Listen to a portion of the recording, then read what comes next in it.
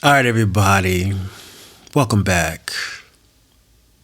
Today, we're going to discuss a Bible verse, not for the religious aspect only, not to preach, just to dive into the writer's thoughts, feelings,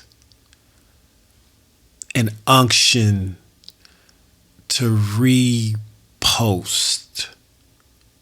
from the original source. That's neither here nor there, though. We just want to dive into the message because it is here. Ecclesiastes 8 and 8 states that no man, now keep in mind during the Bible times, man included woman. So no man or woman has authority to restrain. What does restrain means? Restrain means to hold, to capture, to encase, to stop the ability of moving forward or backwards. No man has the authority to restrain the wind. Now, we all know what the wind is. We can't see it, but we feel the effects of it. And if it just happens to be smoke molecules in the air and they coincide with the wind, we can see what the wind does. So no man had the authority to restrain the wind with the wind. So in essence, what it's saying is you're not big enough, powerful enough, or possess enough strength nor breath to unset that of which has already been set in motion by the Creator. We can't. We don't have the ability. It says, or the authority over the day of death. See, if you want to dive deep, I'm talking deep. It mentioned you, this probably going to go over your head, but I'm going to give it to you. Your pastor probably missed it too. If you notice, it hasn't even been a period yet, and it mentions the word authority twice. Aha! Why? What is authority? What is authority? Authority is the ability to pretty much dictate, determine, judge, the might to overthrow, to lock up, to stop, to go when you wanted to. That's authority in my definition. It says basically man or woman does not have authority over nature. You know why? Because we are nature. We don't control when somebody's born. We can help create it, the birth, by following what? Nature's laws, and procreate the way they say we should, or it, her, universal, whatever. But we don't have that authority. Or we don't have the authority over the day of death. See, authority over, authority to restrain.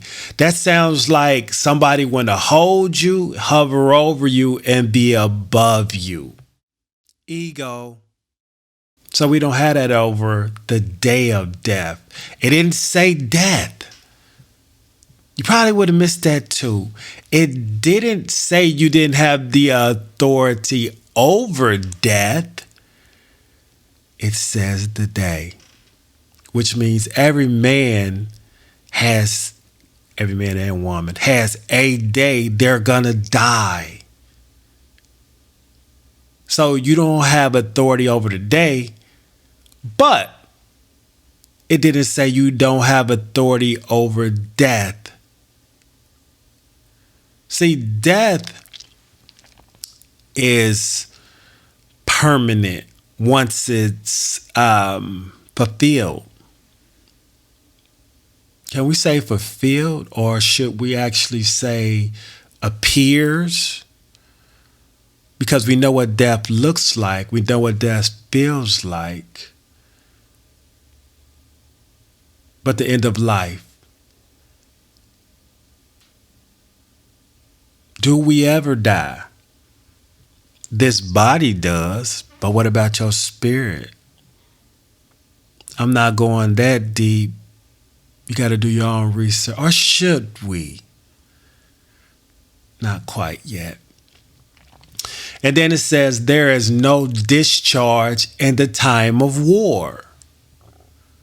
Now, discharge could mean a couple of different things. Discharge could mean you discharge the firearm, which means you let off some rounds. Or you've been honorably discharged from the service, which means thank you, you fulfilled and completed your obligation, and we're discharging you of that set obligation, and you can go now. Discharge. And there's no discharge in the time of war. Basically, you can't run in a time of war. Of course. No discharge. You might think there is, but there is none. In the time of war. In a time of peace, can you discharge? And it says, and evil will not deliver those who practice it. It's basically saying, no matter how much evil that, according to Ecclesiastes 8 and 8 only, in this context in which we're speaking, but it says, and evil will not deliver those who practice it. Doing evil is not going to deliver you from death. Your day of death. Even if you worship who you consider the God of evil and death, I mean, you're still gonna die physically.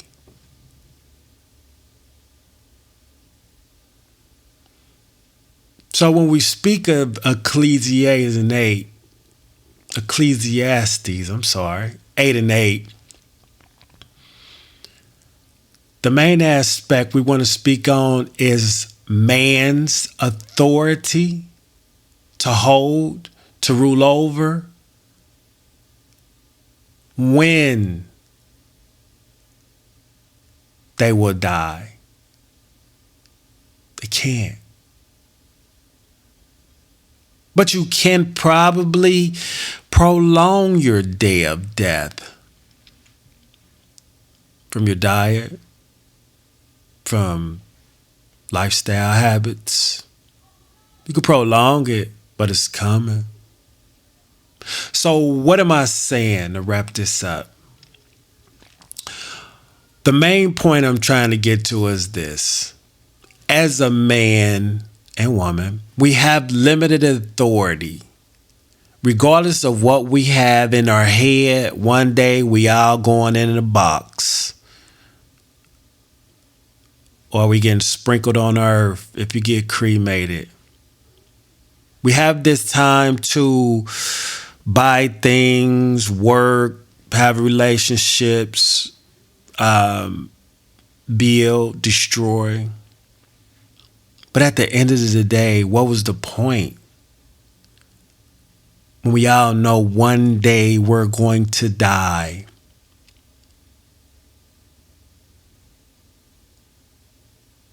You're going to die anyway. Live your life. Be as positive as you can be.